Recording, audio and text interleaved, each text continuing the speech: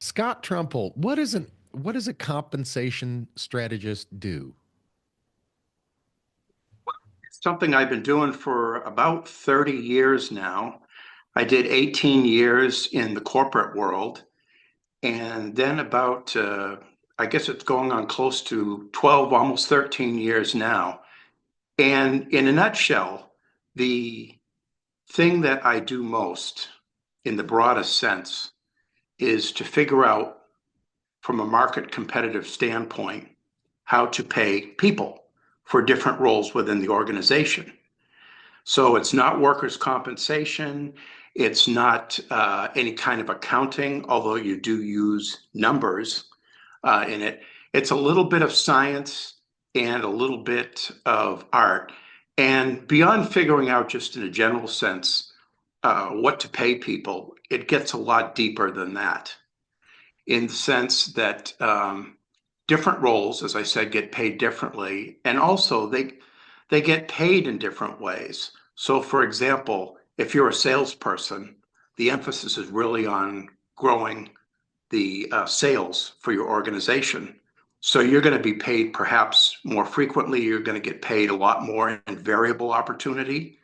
So based on your level of performance, that comes into play. Maybe your base is a lot lower because they're trying to incentivize you to get new accounts. And so again, from a big high level picture, it's about using various tools and techniques to figure out what to pay people that's competitive, not only out in the marketplace, but what makes sense for your organization. A lot of organizations pay differently. They don't all pay competitively. Some pay more competitively than others. It's actually part of their business mission. Some companies put a premium value on certain things that are most important to their company, as opposed to what the marketplace might say. So it's like a big soup, and you're throwing in all these different factors. The interesting thing to me is that my role, it's a very good question that you start with, because my role is one that very much lurks in the shadows. And it is part of human resources. And the reason it's part of human resources and not part of finances, again, you're dealing with people's lives. You're dealing with how to impact their contributions to the organization. So, what it really boils down to at the end of the day, to me, is employee engagement.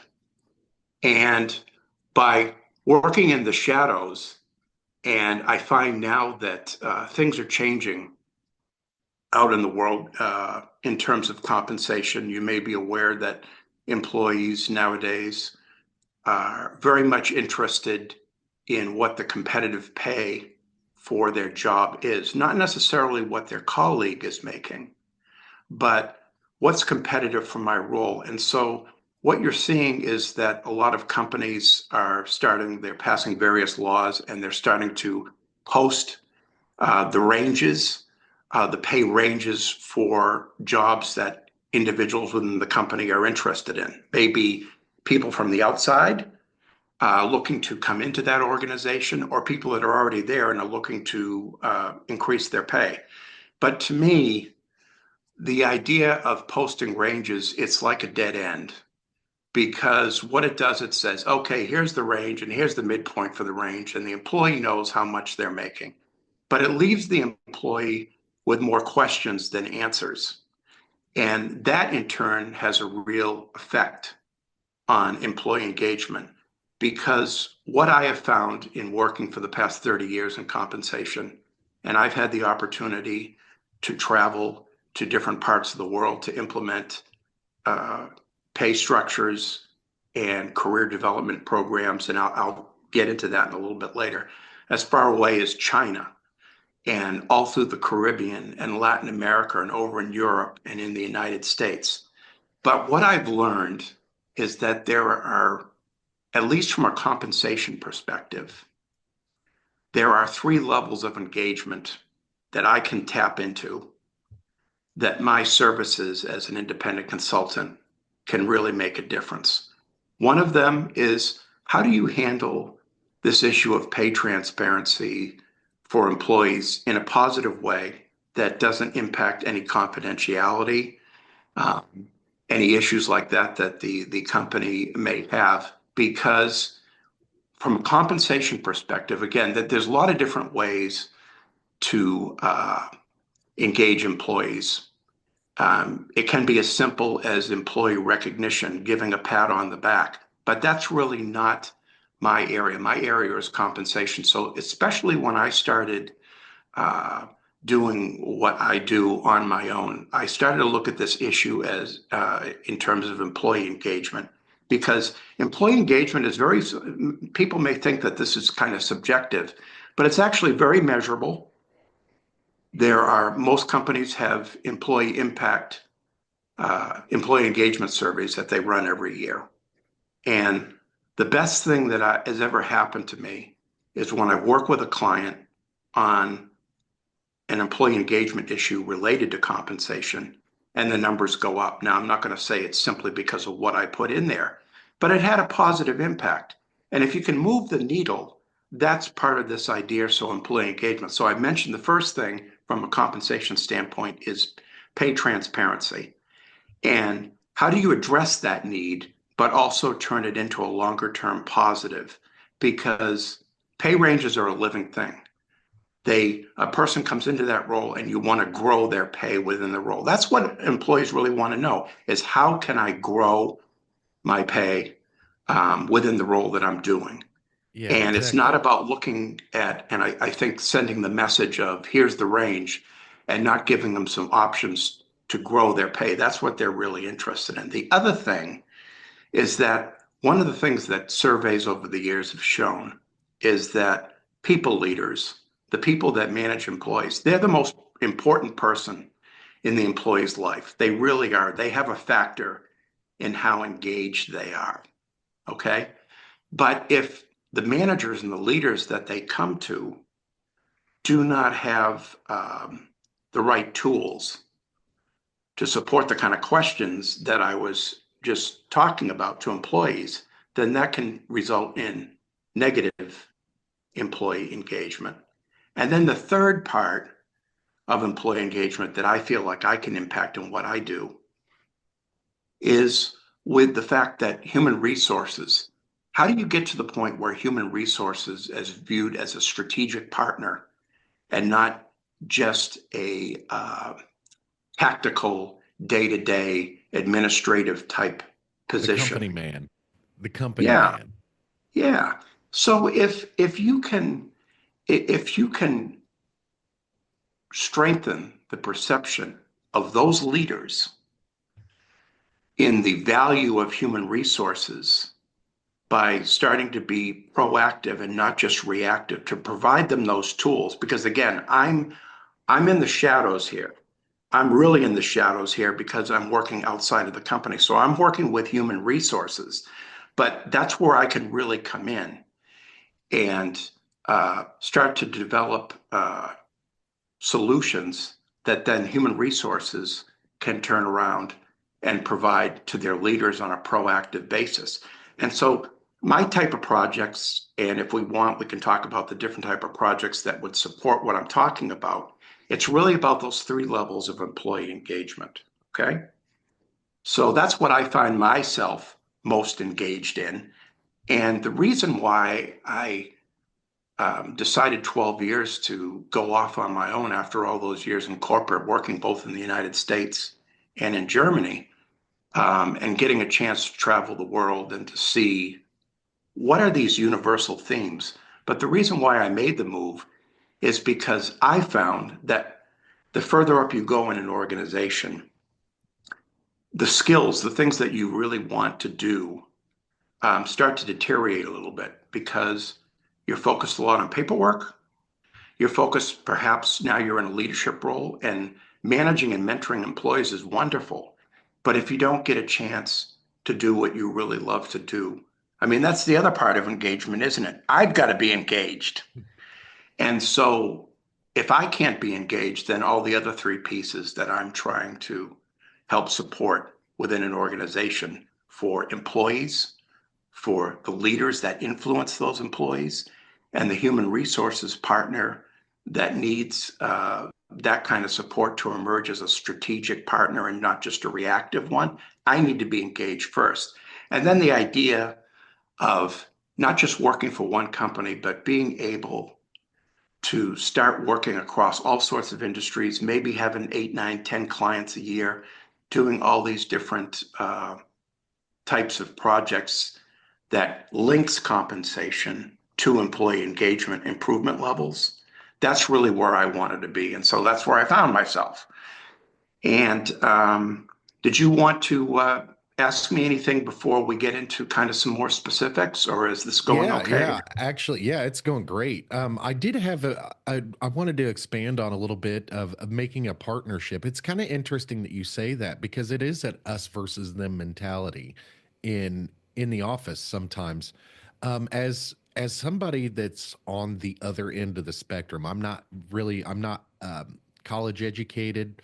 I don't work in the office. It's I've always been the laborer type.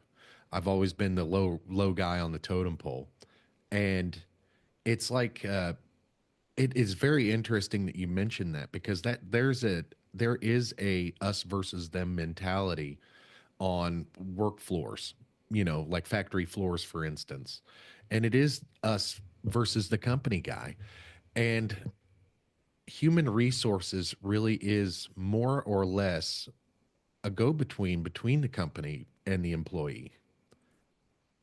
And I wanted to kind of expand on that a little bit and kind of give a perspective. Like I absolutely understand the need for human resources. Somewhere along the lines, around here where we live, it's like I noticed a switch about 8 years ago, uh, maybe 6 or 7 years ago, a switch in human resources where it became more about compliance than employee employer relations. And for me, there's compliance officers who, their job is to make sure everybody's in compliance. We have those already. And to devote the human resources department in more of a, hey, if you don't comply, you're going to get fired. And that's, I think, when that shift really started getting pretty deep is when that us versus them mentality got really, really bad to almost untenable around here to where nobody trusts human resources. Nobody goes to human resources if they have an issue because they're, human resources now. It's, it's very interesting that you had said that, that it is a strategic partnership and that's how it needs to be looked at. But go ahead. You touched on something really important there.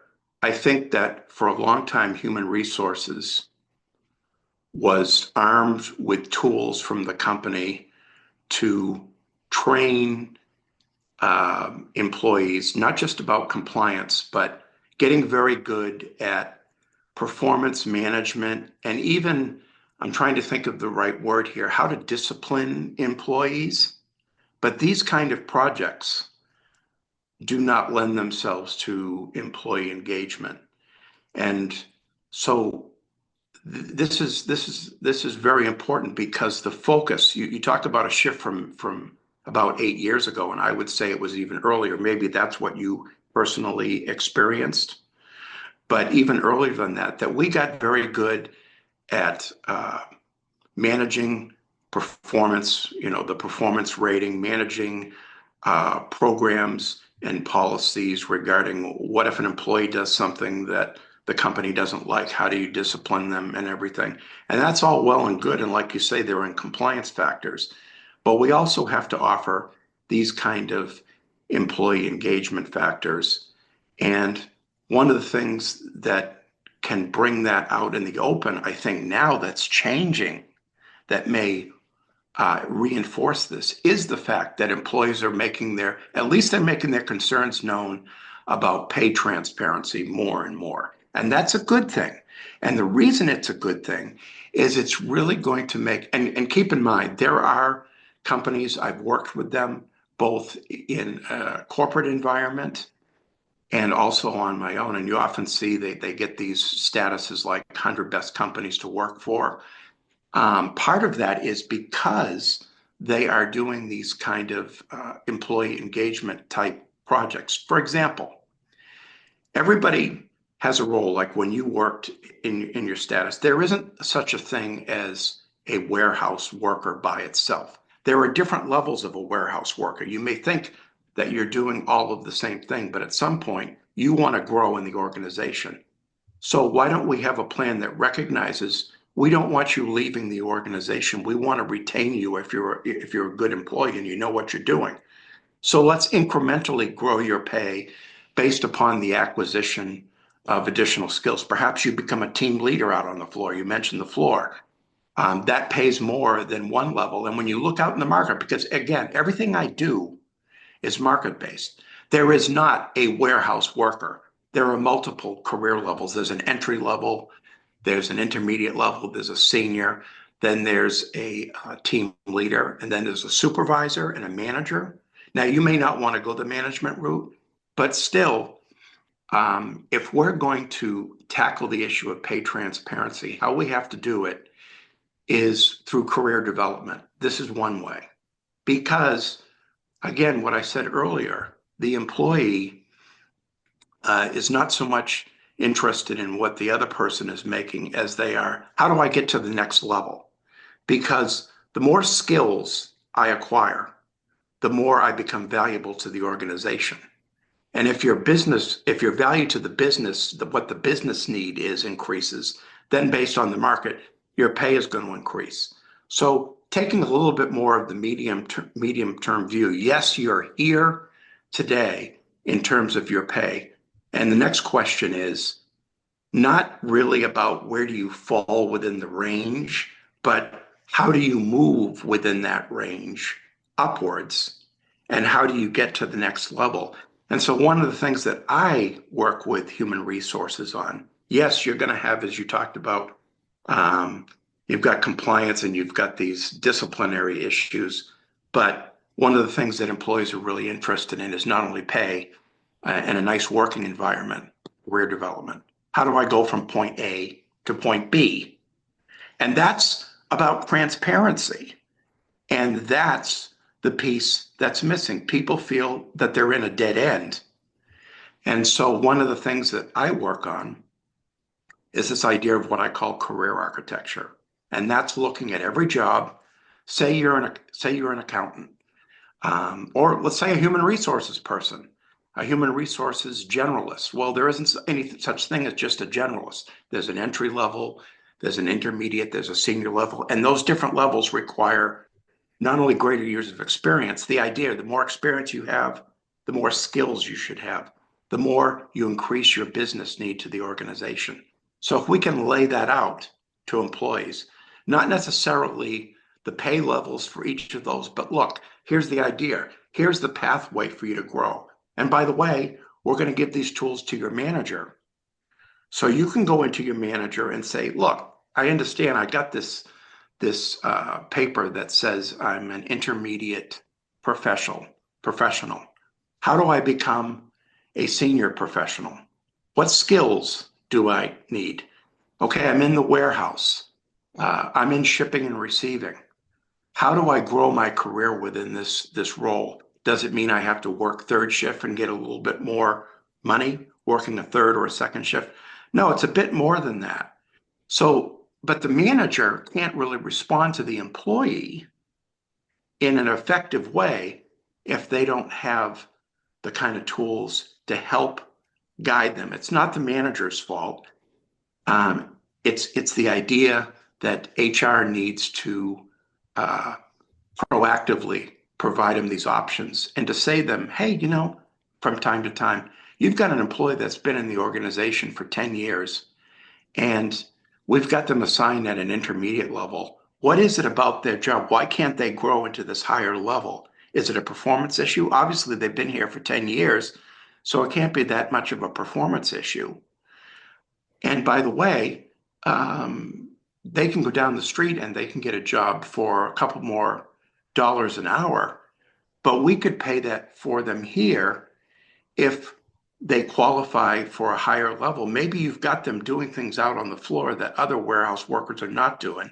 And if you're not doing that, what's to prevent you? I mean, 10 years, someone should be at least a team leader in the organization for the floor. You need these people or at the supervisory level. So again, that's kind of where I come in is providing the tools, convincing human resources who know that employee engagement is a top, that's the factor that they can influence, okay?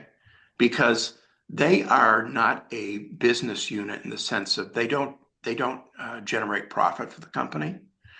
They don't generate revenue. They're not operations. They're not sales.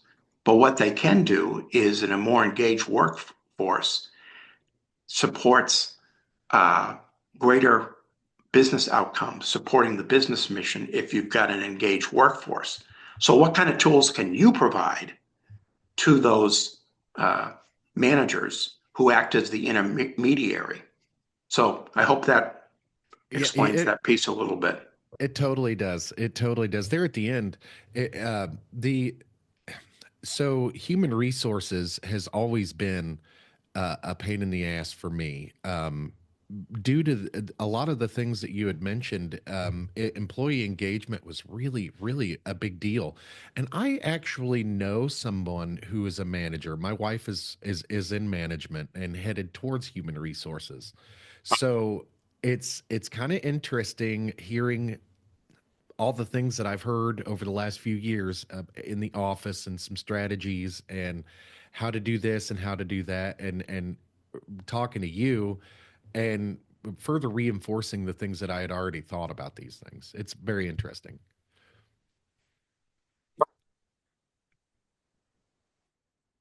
Where do we go from here?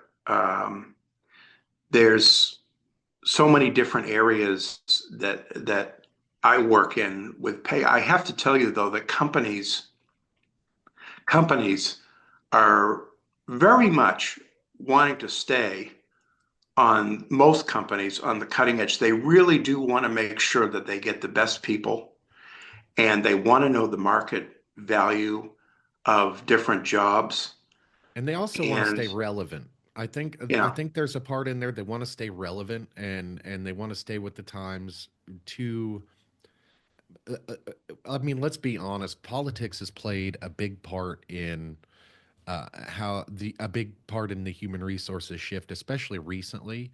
And I feel like there's kind of a correction going on in the corporate world, but it seems like politics plays a big part in how human resources itself works.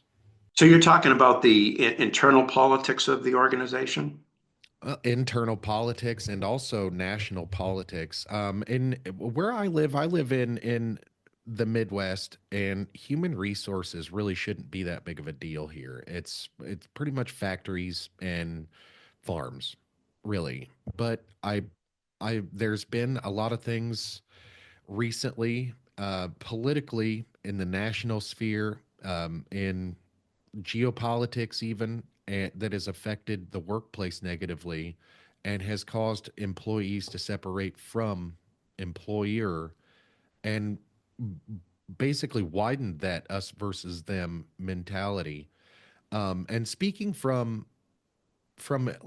my experience going into the office and or going into work, it should be, I'm there to do a job, and it also you're also correct in that as workers we go in not only thinking about the compensation aspect of our jobs, but how to get more compensation and how to get to that next level. And as somebody looking in from the out, in the HR from the outside, it seems like we are more being fed a line of company bullshit to keep us happy, and really nobody wants to keep us happy. They don't want, they're not interested in our happiness. They're interested in the bottom line and the company's bottom line. And that creates a separation between human resources and worker too, because human resources knows that they don't benefit the company. They know that they don't add value to the company. So they try extra hard to be inside the company and try to keep the company relevant by advertising campaigns, um, with different rules that we now have to comply with because these people are now a protected class. What is a protected class?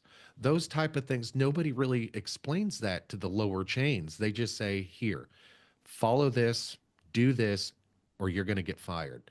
And that's where the compliance aspect of HR comes in, and why we think us versus them. And well, basically, what I was getting at is sometimes outside influences in politics and also in social politics affects the way a company runs, and it shouldn't be that way. Everybody should be focused more or less on production, and engaging with workers is wonderful because engaged employees are more often than not happy employees.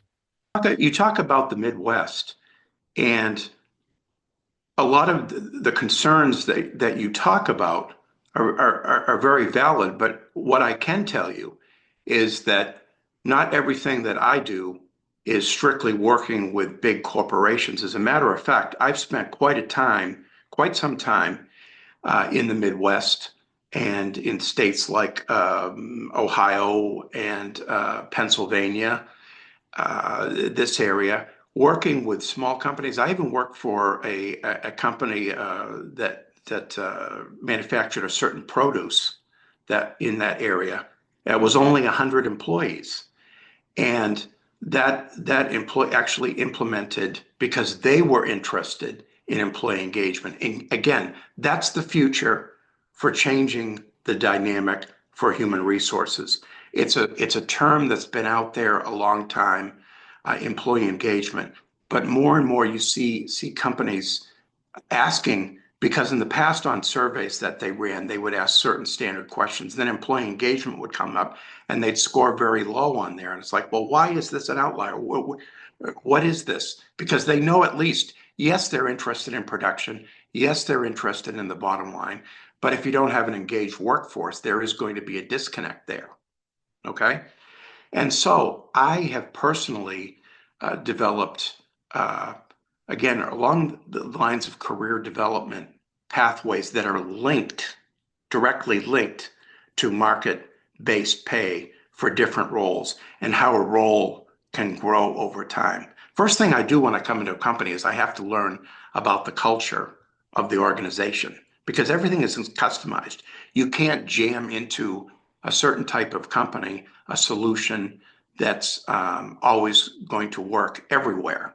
So, for example, if you're in an organization where a lot of people are doing the same type of work and it's hard to distinguish between one level of contribution and another level of contribution, maybe you create, like, for example, a step pay plan where it rewards tenure, it rewards performance, and maybe it's not just an annual merit increase that comes up, but at different times a year, you're eligible based to move certain steps up the ladder. Now, I can't say that all companies are doing this, but they are all interested in employee engagement. It's a question of resources. And I will tell you, you talked about, we both talked about this in different ways. The thing that's difficult about human resources, from my perspective, from the outside, is that because they're not a revenue generating operation, they have the most difficult time, along with a few other departments, of getting money for their projects. Okay? There is usually a lot of efforts to get project, and it does require a forward-thinking CEO or a top, you need a sponsor at the top level to get these things. For example, most companies, most departments and companies have information systems specifically devoted, like a sales workforce system that automatically calculates their bonuses and their commissions and things like that. Human resources has to fight for every dollar just to get a decent human resource information system to keep track of all their employees and their status within the organization. So one of the nice things about using my service is obviously I have the experience, but I don't have the massive overhead that a lot of bigger firms that do what I do Right. And uh, so have how long available. And so that's how I plug in as well to this organization is being able to offer those kind of solutions at a reasonable price that the business itself will say, "Hey, let's take a chance on this." You know, I'm sorry, you were going to mention something. yeah, how long so when you come into a company, let's just say you come into you're hired by a company with let's let's just say 2000 employees, a nice round Yeah. number. How long does it take you to evaluate from top to bottom and give a, basically like a report at the end? How long does that take? Is it like weeks or months? One of the benefits of having a lot of experience out there in terms of analysis, knowing what to look for in the data, is that over the course of so many years, you just naturally pick up a lot of shortcuts and you learn what to focus on, what is important to the company and to the employee and what is not. You're able to sort these things out. Like when I first started in compensation, which was actually my second career, but it started in the my late 20s when I had gotten my master's degree, is that you've really uh, when you first start off, you tend to think everything's important. And then over time, you learn how to focus. So if a company brings me into your question and they want me to look at, say, a couple of thousand employees, what I really want to do as a consultant is to be able to tell stories, not lies, stories. What does your overall organization look like? And this can be done, let's say, in a month's time, you could do a really good job to give you some kind of a time frame. Let's say it's 2,000 employees. It's not. It's about telling valuable stories to the organization, and it's not okay. You've got 10 uh, accountants in your organization, and you've got two of them at entry level, and two at intermediate, and three at senior. That's not that valuable information. What I'm trying to do is say, look, um, these 10 accountants that you've got five of them are top performers according to your own performance rating system. And they've been here roughly anywhere from 4 to 7 years. And you're not paying them like a senior professional, you're paying them like an intermediate professional. So those are flight risks. And one of the things that I found over time when I was going back to corporate, I would have a manager come in because I didn't deal much with the employees in my job. Again, kind of in the shadows there. If you came into human resources, most likely you would see a recruiter when you got hired. And then if you had an employee relations issue, you might go to somebody like employee relations, or you might, if it's a very small company, you just go to the HR manager. But a manager would come in to me and say, "Hey, I've lost your pay ranges aren't working." They'll come in to say to me, "I've lost three uh, staff accountants, no, three staff accountants in the past 4 months." And so I start to look into it and I start to say, they've been here 5 years, 5 or 6 years. You've considered them all top performers. What are they leaving for? I would ask. And they say, well, I had a good relationship with them. And they told me they left for $85,000 a year. They were getting paid $70,000 a year. Guess what? That's our midpoint of our range. This is the idea of the range being a living thing. It's not that the ranges are not working. It's because the manager has just been giving them their little merit increase every year. And as a manager, you have to fight for your employees. You have to know who are your top performers, who are you don't have unlimited budgets, but you do have flight risks on your hands. So who are the top performers and how far away they are? That's the kind of story that you want to hear from human resources. Now, I'm saying that as someone who is working in human resources. So let's prevent that in the future. Let's be more proactive. But since I'm not there and I'm working with human resources internally, I'm trying to give them those kind of tools that the not only the raw data which they have, but turn it into stories and also ways that they can automate so they don't need me around forever, but to train them. That's another aspect of what I do about what to look for. Where are the flight risks? Why do you have 30% turnover? Is some of it related to pay? You know, it's an interesting fact. When they do exit interviews and they start to really drill down into the data, people leaving for more pay is only about ranked number 7 on the reasons why people leave their organization. The number one reason that comes up, or number two reason, is oftentimes their relationship with their immediate manager. But they won't say that on a survey because it's much easier and much more convenient to say, oh, well, it just paid more. But the reality is oftentimes, and it's not that the manager was a bad manager or treated them horribly, but they didn't engage them. So this goes back to the idea when you talk about the 2,000 employees, that's the first thing I would want to do is go through and say, where are the problems? And now, what can you do going forward proactively? Because when you are proactive with the business unit, you literally sit down with them on a quarterly basis and you say, here are your flight risks. Here's what the issues are from a pay perspective. Here's what the issues are from a career development perspective. You know, because the question a lot of people will ask is the manager, here's another example. The manager will come in and say, hey, I got this notice from human resources that said, because my employee's been here 10 years and they're at the maximum of their pay range, I can't give them a regular pay range, pay increase. I have to give them a lump sum increase. And the I actually have I've heard stories like this many, many times.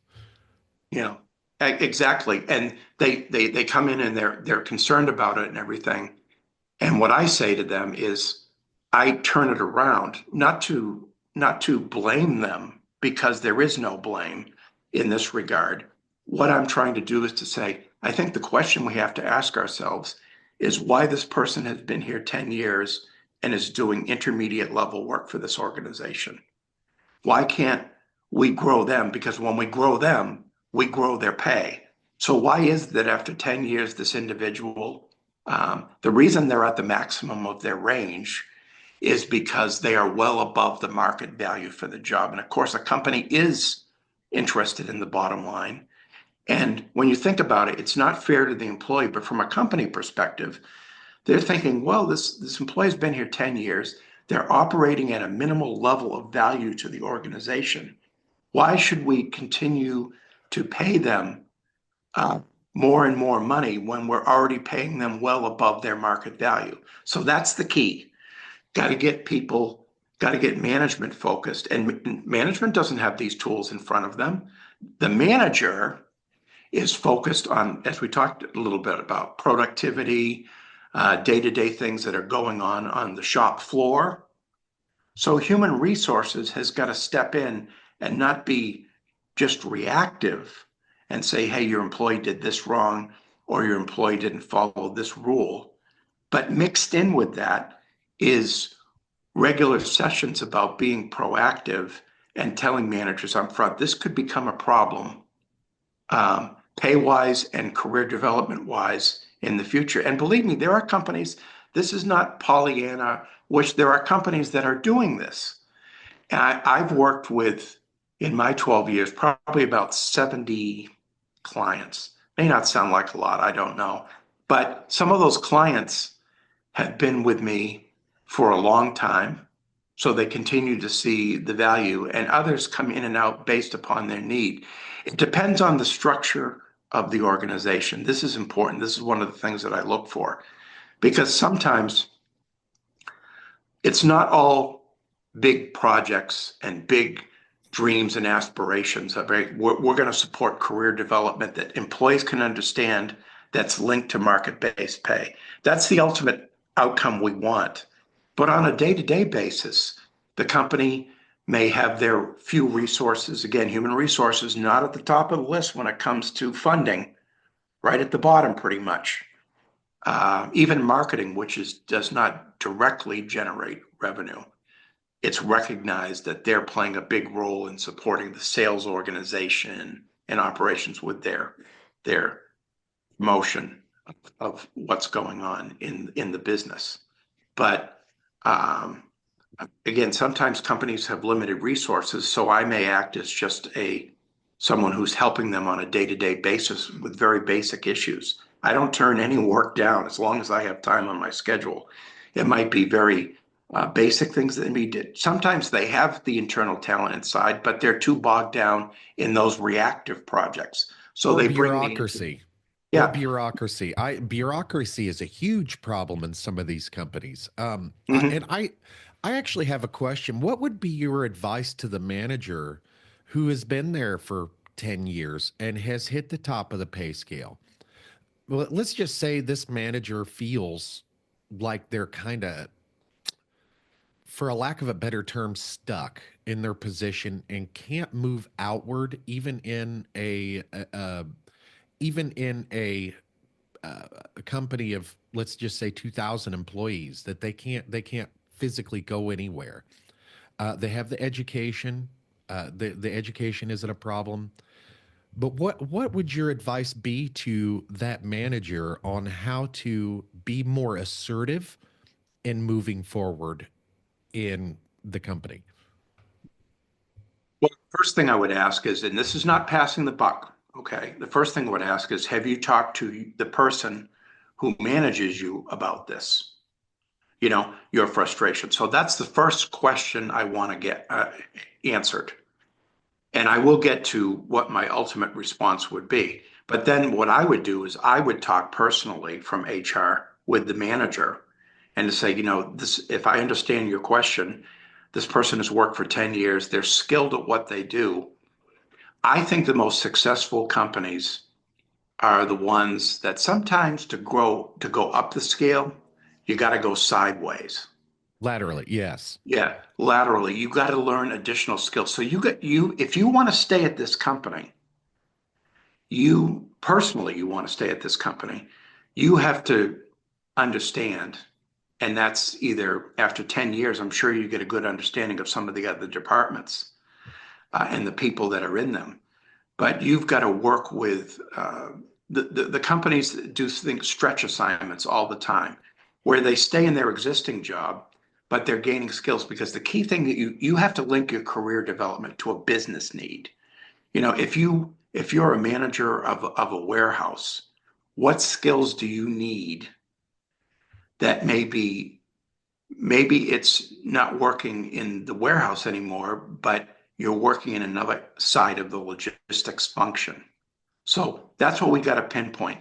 It's about linking their desires and interests, especially how to grow their pay so they're not in a rut, would be on stretch assignments and a career development plan, but a career development plan that links to the business need. That I have to emphasize this over and over again because it's so important. It's going to be a dead end. Sometimes employees just need to leave, but sometimes they leave prematurely.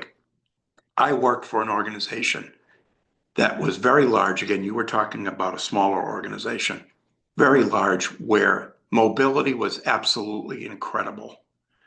People found that they hit a dead end in the country they were working for, but that job was available in another country, part of the same company.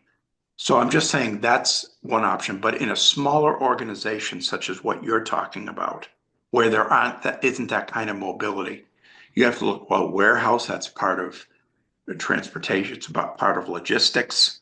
So you might need to move somewhere else within the company, not to another country, or you might need to do a stretch assignment to get those kind of skills. And again, it's not just a vertical, it's a lateral. And the other thing about it is one of the things that I really try and emphasize when I'm building a career architecture program, which links different career levels, like we were talking about, to market-based pay, is that there's a dual career path. You may not want to become a people leader.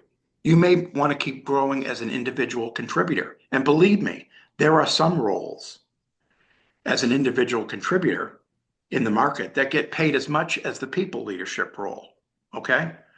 If you're a top level software developer, you're going to get paid like you're a IT director.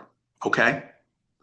And that's not just the case for information technology. That's the info. Okay, so that's what I would do with a warehouse manager who's been 10 years. The big question I would have is 10 years, they've got 10 years of experience in this organization. They know where a lot of the bones are buried. They really because I've met folks in organizations, I've been out on the floor that been doing the same thing for 30 years and they're fine with that. Though, and that's okay because they're performing a role. But the ones I'm worried about really losing are the ones that have been there for 10 years that have all that experience and they just feel that they've hit a dead end. So to me, it would be looking at things laterally within the organization, but also vertically.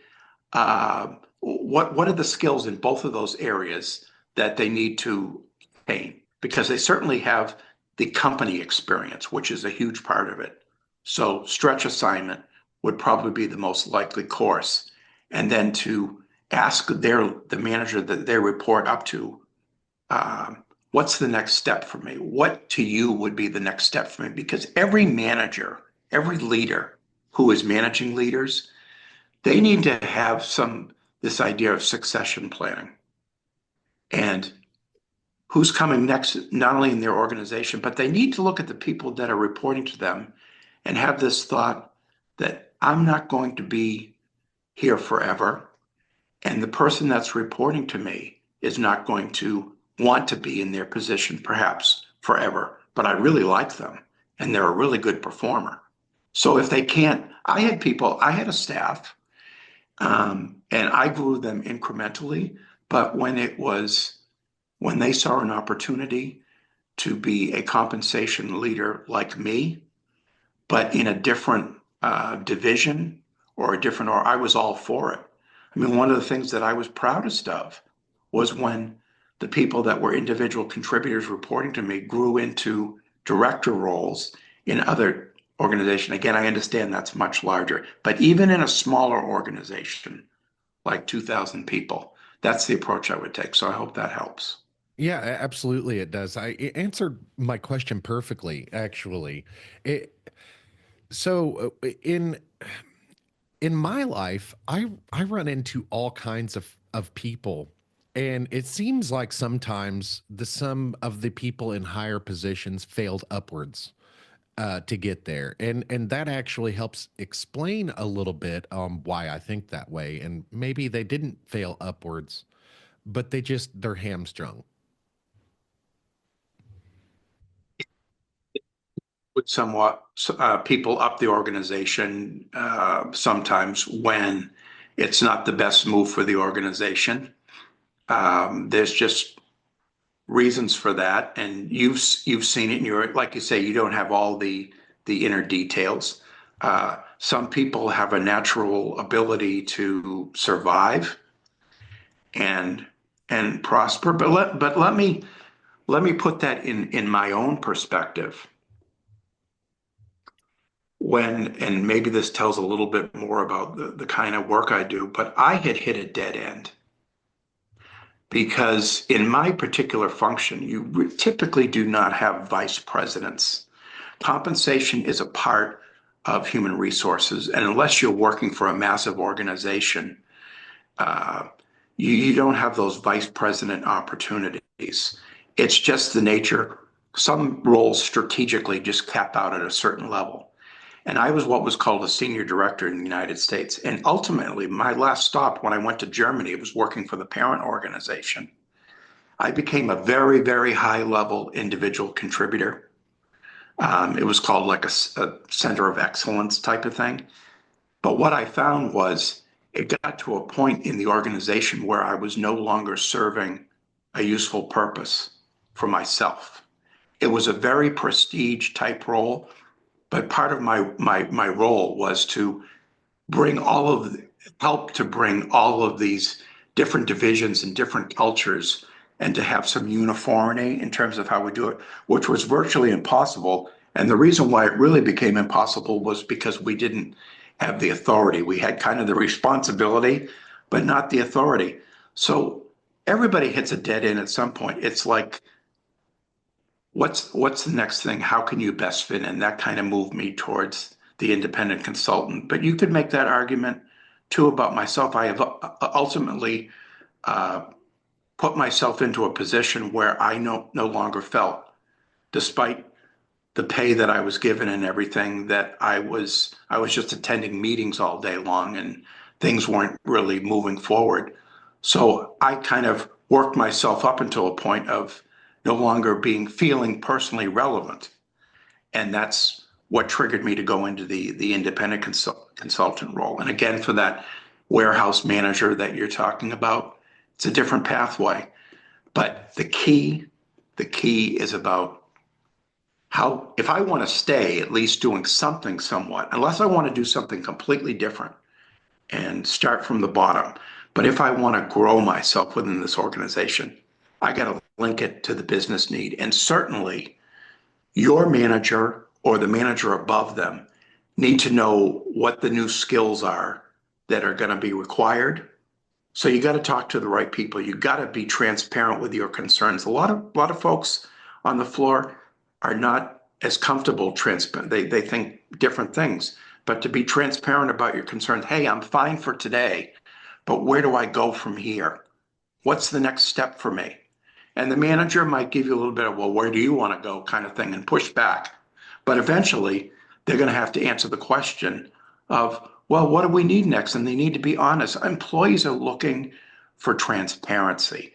They're not necessarily, when we get back to the idea of pay transparency, the reason I emphasize that a lot is because, again, it's becoming more and more of importance Yeah. to Oh, yeah. employees. I Or was it's actually always been gonna. important, but they're I was being more actually vocal gonna. about it. I was actually gonna ask about one of the things that's we're finding an issue right now in lots of many jobs around the country in the United States is wages haven't kept up with inflation, especially over the last 4 years.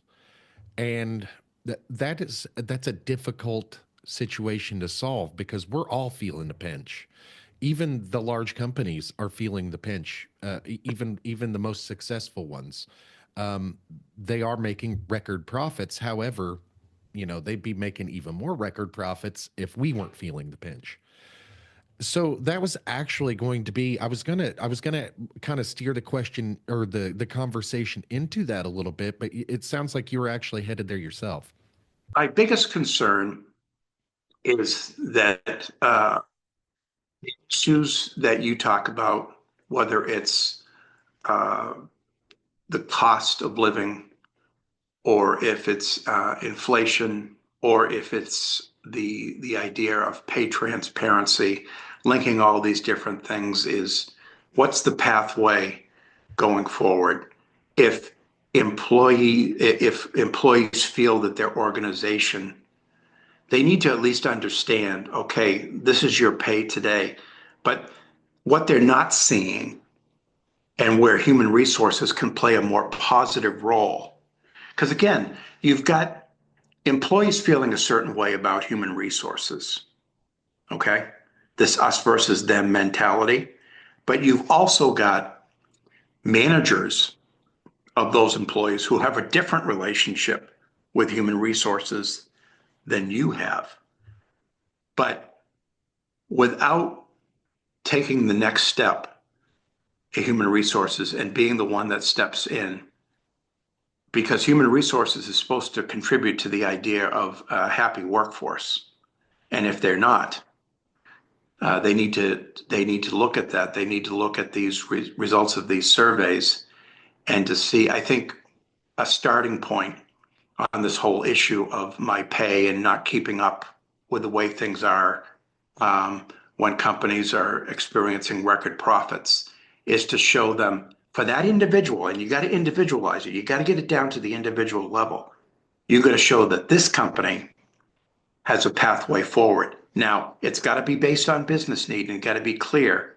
It's all about this transparency. And yes, you're not going to suddenly go into an organization that's going to post all of its pay ranges and what each employee is making, who are making things for whole lots of different reasons. Again, that's important to understand is that we don't simply look at the market data and say, okay, that's what we're going to pay this job. Then the individual comes into play. And there are all these different factors about uh, how we're going to pay an individual that's in this job. Not everybody, unless they're doing the exact same job, there's different levels to this job. But what we've got to come to is providing more transparency about how to grow your pay. That makes sense to these busy employees out on the sense to get the transparency and to really communicate. And yes, there's some financial resources involved in doing that.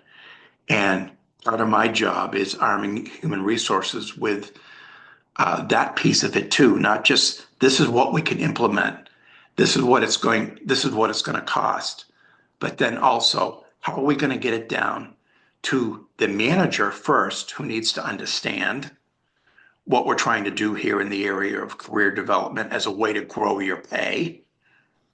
Because again, just putting out a pay amount that a job pays is really like a dead end. It's like, okay, how do I grow my pay? I'm not there yet. How do I get to that point?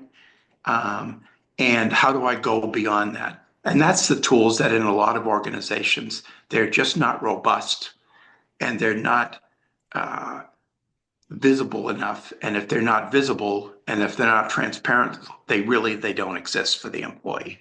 So that's a lot of what I'm doing is trying to uh, not get very granular in terms of pay transparency for employee because that's not the right approach, but to try and make sure they understand how they can grow their pay from today into the future. And I think that would actually help out a lot. It just that little bit of transparency, just so employee knows how to get to point A from point A to point B without even asking. This it's this three it's this three tier idea because we don't want the employees to be coming to human resources, not because we're annoyed and we don't want to talk to them. That's not what I'm talking about. But it's the manager, the person they're most comfortable talking with. Because as you said, there's an us versus them mentality. How comfortable are individuals going into human resources to talk to them about such things? They would be more inclined to talk to their manager if they knew that the manager was there was some promotion of this idea about developing because employees can accept a certain pay level for a while. What they I think they can't accept is that I'm in a dead end. This is all there is. And everybody in an organization, if you've hired someone, one of the things that you should understand is that person is development worthy um, for whatever they do. Because once you get into an organization and you have a few years of experience, you should become more and more valuable to that organization and you should not stay stagnant.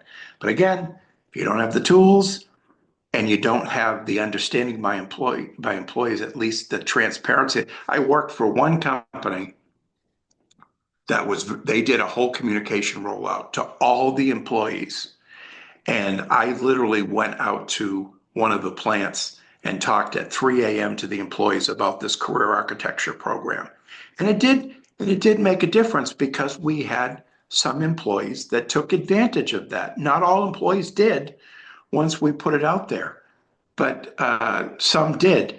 And I think it's also this idea we have to integrate these types of programs into existing programs that employees are already comfortable with, or let's say they're aware of them. So most employees are used to having a performance review each year of their performance. That's a great opportunity to start talking about career development and how it impacts pay and where you're going to go in the future. Just not because that performance is done for the year. What is going to be happening going forward? So there's a merit pay process for a lot of jobs in an organization. But what a lot of cultures are used to is giving everybody the same pay increase. Well, what about the fact that you've got a top performer who has been here for 5 years, and for whatever reason, they're paid less than their market value?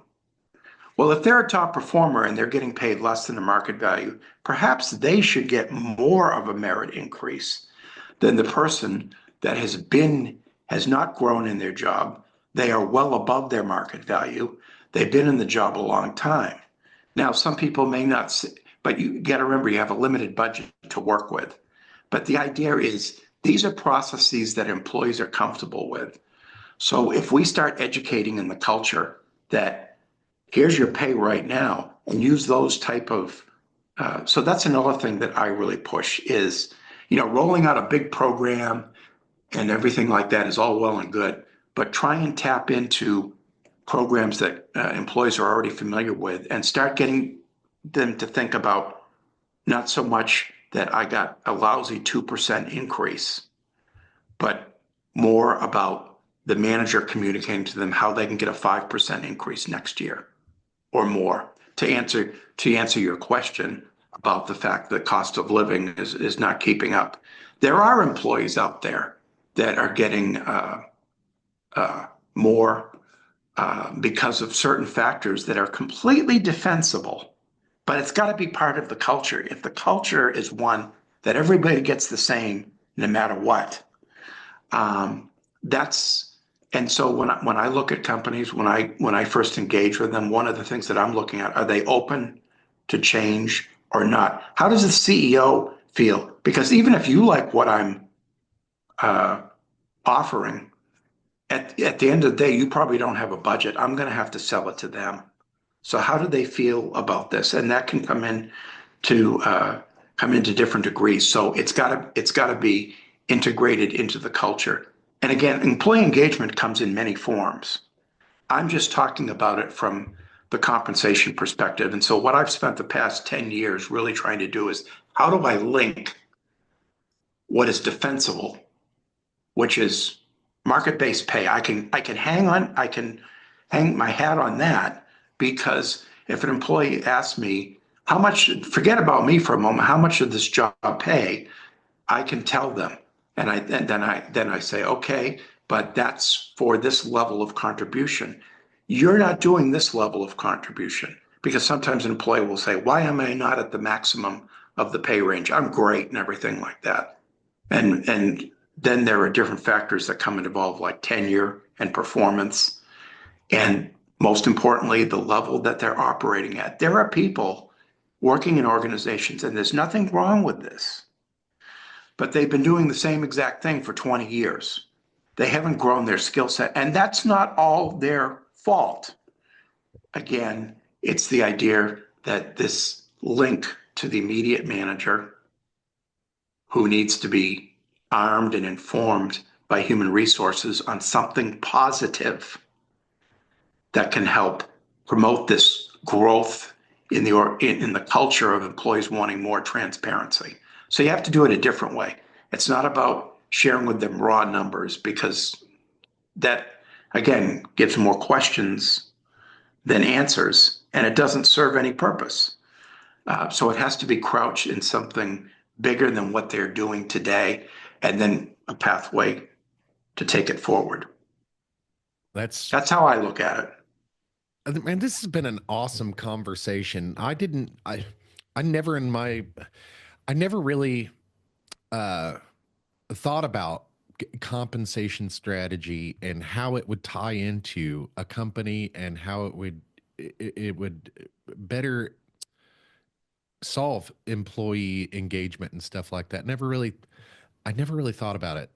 And man, I think you're doing an important service. Actually, I think there's a lot of companies out there that need you, and I think there's a lot of companies that I could probably calm down on my opinion about because they're probably doing a lot more than I give them credit for.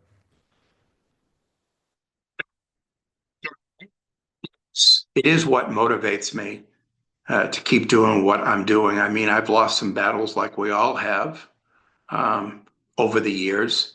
One of the things that is most disappointing is, to give a little bit of the negative side, is when you really commit to fully implement something and then somebody at the top influences and that program, after a lot of work, is not going to be implemented. So it's not, and again, it's hard because I'm not selling a software solution that is going to increase sales, and I can prove it within the next year.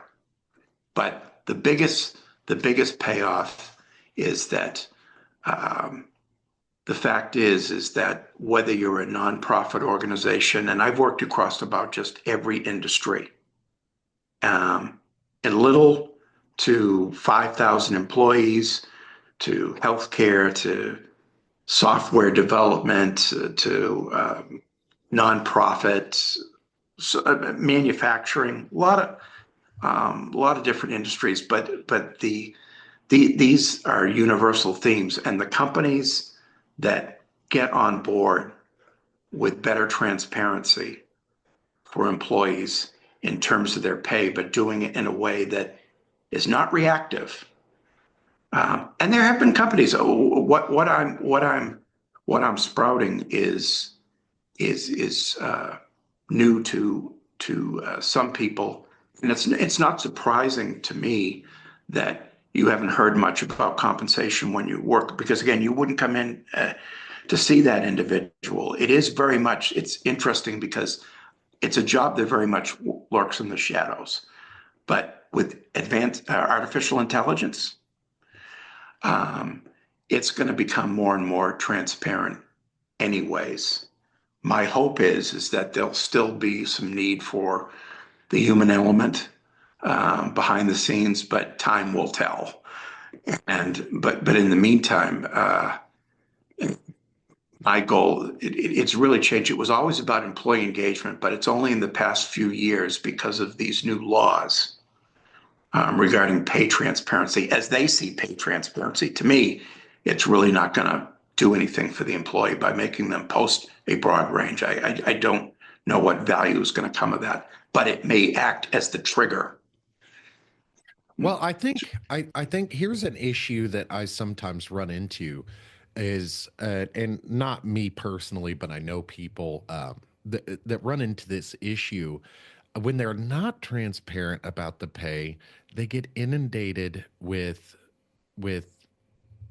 people all ranging looking for all kinds of ranges from 40,000 a year to $150,000 a year.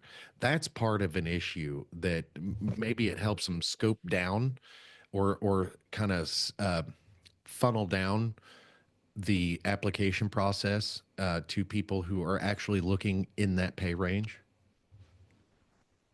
Yeah, it's interesting. One of the main problems I have with that kind of situation is, and you might find this interesting, is whether it was in my corporate career or whether it's helping some client of mine. They need to hire a new person for a role. They'll send me over the job description. They'll ask me to review it and say, what's the market value for this job? And this is something that has been going on for some time. And in some ways, it's even getting worse. I will say that this job pays $100,000 a year. And they'll say, the recruiter will come back and they'll say, can't get anyone for this job under $140,000. Are you sure you did this right? And this is an old problem. Uh, and I say, send me over some of the resumes of the people that are applying for this job. And by the way, this is a manager job opening. Let's say it's a warehouse manager job opening. And you get these applications of people that have been directors at other organizations, and the company wants to hire them because they may think, well, this person is so experienced that it'll take less time to train them and everything. But the problem is that we pay based on the job. And I said, okay, all of these people, they're overqualified for the job. And I don't mean overqualified in that annoying, nauseating way that people will say to different candidates. I just mean for the job that is being offered, this person has way too many skills. No wonder they want $160,000 a year or 140, because that's what they've been getting paid. But they used to be a director doing this, and this job is much smaller. So this happens a lot. So when you talk about the pay range of jobs, what I always focus back to is what is the job's value? The spread comes in with the individual. And there will be a range of possibilities to deal with. Maybe you do want to pay this one individual $10,000 more than this other individual because they have a certain skill set that's very valuable to your organization right now, something like that. But when you get into these big shifts and everything, it's a mismatch between the person applying for the job and what the job is actually doing. And this happens all the time. Some employees, they're very stressed out. They want to do something that's a little bit what they perceive will be lower stress, but the problem is they want to keep their old pay.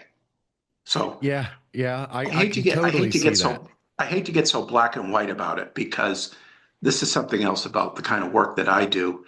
It's very gray. It's it's not. That's why it's not in accounting. It's not. You add up this profit loss statement, and if you make a mistake, it's going to be clear as a bell. You are dealing with individuals, human beings, with different skill sets who bring different things to the table. And so the market is a starting point, but then you got to start to look at, is there growth potential in this individual? Sometimes you might hire an employee that doesn't have every single skill set you want, but you can knock down their pay a little bit, but appropriately, so that you can then grow them when these skills have been acquired. And guess what? As you grow them incrementally, that's going to help with employee engagement. So it's how we as a society divide from a compensation perspective. It's about how we define what employee engagement really means. And it's not just about sharing more numbers, it's about sharing uh, stories uh, that help people understand how to get to where they want to be with their pay. And there are so many and I'm proof of this when I look out in organizations of people in all sorts of roles making excellent pay. And I've seen organizations in warehouses where someone has started at the very bottom and they've grown their pay. Some of them just do that. They understand how to make themselves more valuable. But some people have that innate ability, but most of us do not. And that's not our fault. We need to have uh, human resources or some part of the organization dedicated to the idea of all the different factors of employee engagement. And when that happens, I think you'll see business results continue to increase, but maybe have some happier people in the workforce getting more because it's the value that you add. So I hope that's been helpful. It has. It has. Man, I think that's a great place to leave this conversation, Scott. Where can people find you if they're looking for a compensation strategist? I did want to mention that I'm kind of old fashioned, I guess, but I am a member, accredited member of the Better Business Bureau. And if people went out to the Better Business Bureau of Southeast Florida and the Caribbean, What's the they name would. of your company, Scott? It's TCDS, Trumpolt Compensation Design Solutions. I have a logo and things like that. And but I am a member of that Better Business Bureau. And the nice thing about it is if someone goes out there, there are references from clients that explain the type of work I did for them. And also there's an advertisement. But I'm just saying, LinkedIn, my my phone number. I have a website. I don't know if you went out to the website. Yeah, And we'll link all that in the description as we release this. We'll link all that stuff in the description. Your website and your LinkedIn profile. We'll link all those in. So appreciate your time. I'm glad you were my first one because you really did a wonderful job. Now, okay, right. and I won't take any more of your time, Ricky. It was a pleasure. awesome, awesome. Thank Thank you. you for coming and hanging out with me. Hang out for just a second. I'm going to stop the recording. Hang out for just a second with me, and we'll see you guys next time. Okay. Bye.